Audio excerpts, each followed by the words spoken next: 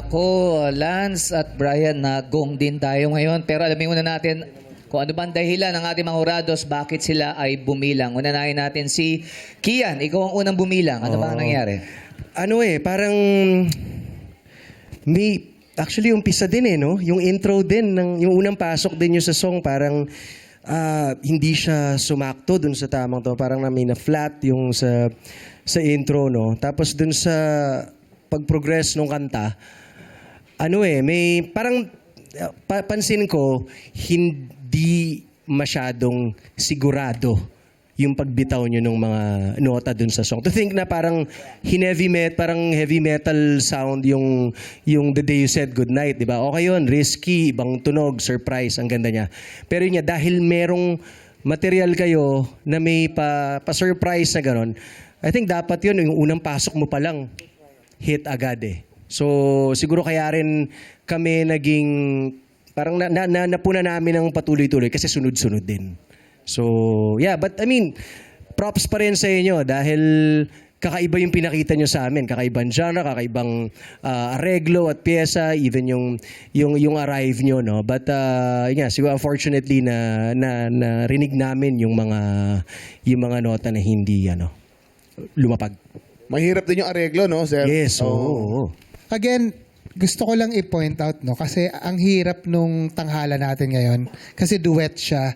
Hindi kasi, kunyari, may isa sa inyo, kahit hindi kayong dalawa, may isang hindi nasa tama, automatically yon kahit tama yung isa, hindi siya magtutugma. Correct. And when that happens, responsibilidad namin pansinin. I really like the yung grit. Gustong-gusto ko yung effect, yung confidence, ang ganda. Pero kaya kanina, sabi ko, easy lang kayo.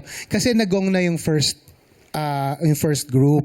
I wanted sana for you na medyo mag-chill na and mag-safe na. Kasi ang kailangan nyo na lang is hindi kayo magong. Oo, kumbaga maitawid nyo na malinis at maayos. Unfortunately, siguro nadaan sa excitement, sa gigil. And because yun yung pinagandaan niyo, yun yung act na pinagandaan niyo. So sa totoo lang, I very much appreciate yung presentation nyo. Yun lang, pagdating sa singing part, hindi lang nagtutugma, lalo-lalo na sa harmony.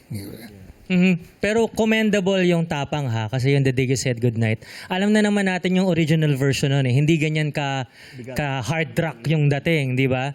Pero doon nga din nanggagaling siguro yung uncertainty dahil siguro hindi nyo rin masyado pang na-rehearse yung ganitong version. Yung tapang ninyo to convert yung song into that kind of genre. So siguro doon din pumapasok yung uncertainty sa delivery and doing your harmonies na sobrang sakto. Dahil nga iniba ninyo yung pyesa. Yeah. Pero still I commend yung tapang ninyo to do it your way, pero talagang hindi lang nag-land well yung attempt. Pero kung tutugtugin niyo yun ng hindi sa tawag ng tanghalan, makikipagslaman kami dun sa harap na yun. Kasi ang ganda nung ginawa nyo. Diba? Pero dahil tawag ng tanghalan, duets to.